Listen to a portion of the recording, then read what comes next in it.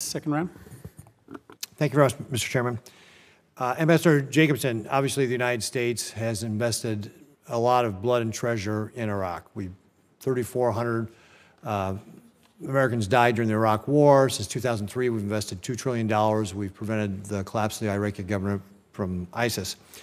And obviously, we've got continuing challenges there now. We've got Iran-backed militias that are continuing to attack U.S. troops and diplomatic facilities close to 200 times across the region since October 7th. And obviously, we had the drone strike on Tower 22 in Jordan that killed 3 Americans there.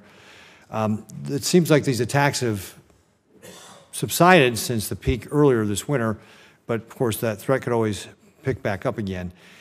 Obviously, we expect, the American people expect that Iraq is going to protect our U.S. troops, advisors, convoys, diplomatic facilities. If confirmed, what specific actions can you take to ensure that the government of Iraq understands its obligation to keep our people safe? I mean, you mentioned, for example, closing the camp in Syria. Can you give me some other specific things that, if you're confirmed ambassador, you can do to help keep our folks safe? Thank you for that question. In my previous assignments as ambassador and in this one as well, if confirmed, there is nothing more important to me than the protection of American lives. With regards to the Iran-aligned militia groups, which you correctly note, have attacked our U.S. interests more than 170 times between the middle of October and the beginning of February, and another sort of short round at the end of April. We need to bring all the tools that we have to bear on that. I will say that Prime Minister Soudani has repeatedly condemned these attacks, has recognized publicly the commitment of the government of Iraq to protect U.S. interests, including the mission from these attacks. But the U.S. government also has to be prepared to respond itself, and I think it is, including by increasing sanctions, by diplomatic efforts to have other partners engage in sanctions, and to take military strikes when necessary, including to degrade infrastructure and, on some occasions, to actually take out the individuals who've been plotting those attacks against our interests. If confirmed by the Senate, I would certainly engage in all the tools, the diplomatic with the government of Iraq, but also with surrounding countries, allies, and partners, the financial, including sanctions, ensuring that those sanctions are actually implemented and effective, and supporting the military options when required. Yeah. And then how can we make sure that Iraq is taking steps against the Iranian-backed militia groups that are attacking Israel right now, because that's a threat as well from Iraq?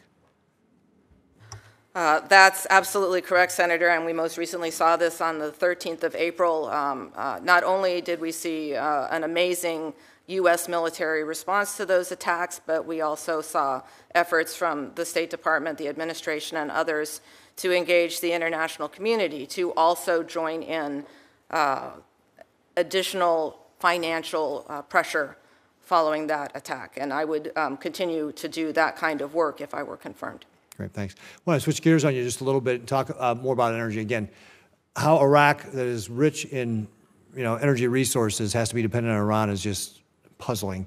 And I know that's one of the key parts of our policy is to get them off of Iranian energy, because that's just giving money to Iran to continue to fuel the attacks on us and Israel and terrorism around the world. And I note that in March, Iraq actually extended its gas import deal with Iran for another 5 years. But in your testimony, you mentioned that you promote Iran's energy independence, or Iraq's energy independence, so that Iran can't use this as a thing. Talk to me a little bit about how this is playing with China, because Chinese firms recently won a lion's share of the licenses for oil and gas exploration in Iran. It seems like that's kind of a double-edged sword there as well. Can you just talk to me about how you think about the specific actions you can take to help get Iraq off of Iran energy, and then touch upon the Chinese firms that are winning these, and what are the pros and cons of that? What kind of threats does that provide?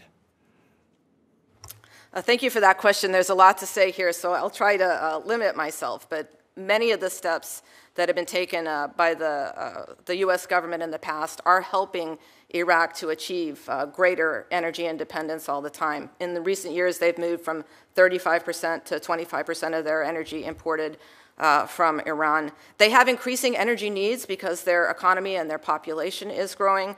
So we all need to get ahead of that curve.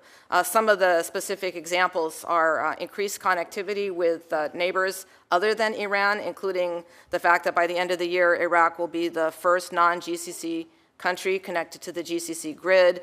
Its connection with Jordan went live earlier this year. Its connection with Saudi.